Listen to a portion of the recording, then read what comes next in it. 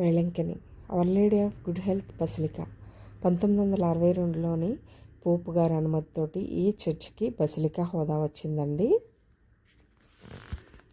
ఇక్కడ ఆగస్టు 29 నుంచి సెప్టెంబర్ 8 వరకు కూడా భారీగా ఉత్సవాలు జరుగుతాయంటండి. సెప్టెంబర్ 8 మరియమాత పుట్టినరోజంట. ఆ రోజుతోటి ఉత్సవాలు అయితే పూర్తవుతాయి.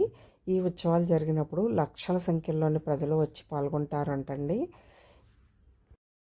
ప్లస్ ఇక్కడ ఏ భాషకి సంబంధించిన వారికి ఆ భాషకు సంబంధించిన ప్రార్థన ఎక్కడ జరుగుతుంది, ఏ టైంలో జరుగుతుంది అనేది ఒక చార్ట్ ఉంటుందండి. ఈ చార్ట్ని బట్టి మనము మన భాషకు సంబంధించిన ప్రార్థన ఏ టైంలో ఎక్కడ జరుగుతుందో తెలుసుకొని అక్కడికి వెళ్ళి మనం ఆ ప్రార్థనలో పాల్గొనవచ్చు. తమిళ్, మలయాళము, ఇంగ్లీష్, తెలుగు వంటి భాషల్లోని ఇక్కడ ప్రార్థనలు జరుగుతాయండి. ఇక్కడ ఇది ఒక చర్చ్ అండి. ఈ చర్చ్లోని మినిమం ఒక 2000 నుంచి 3000 మంది ఒకేసారి వచ్చినా సరే ప్రశాంతంగా అమ్మ ముందు కూర్చొని వారి వారి కష్టాలను చెప్పుకొని ప్రార్థన చేసుకునేడానికి వీలుగా ఉందండి. చాలా ప్రశాంతమైన వాతావరణంలోని చాలా వీలుగా ఉంది. ఈ గుడికి వచ్చేసరికి 3 కథలు ఉన్నాయండి.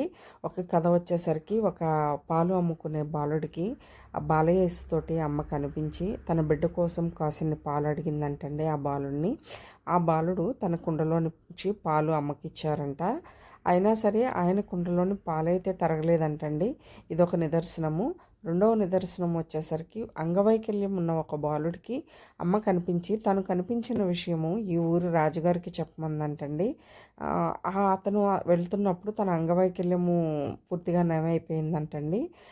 మూడవది వచ్చేసరికి పోర్చుగీస్ వారు తమ వ్యాపార నిమిత్తం సముద్ర ప్రయాణం చేస్తున్నప్పుడు వారు తుఫాన్లో చిక్కుకున్నారంటండి. అప్పుడు అమ్మని వేడుకొనగా అమ్మ వారికి నిదర్శనం ఇచ్చి ఆ పడవని వేలంకని సముద్ర తీరానికి తీసుకొచ్చిందంటండి.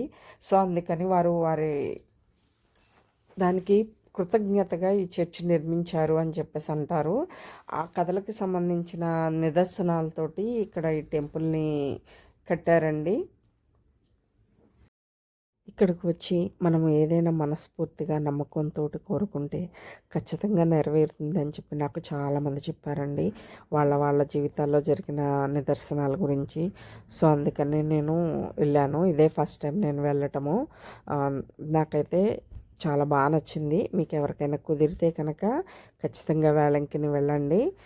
నా వీడియోస్ నచ్చితే నా ఛానల్ని సబ్స్క్రైబ్ చేయండి, నాకు సపోర్ట్ చేయండి. ఏమన్నా డౌట్స్ ఉంటే కనుక నాకు కామెంట్ చేయండి, ఖచ్చితంగా నేను ఆన్సర్ చేస్తాను. Thank you for watching. Bye అండి.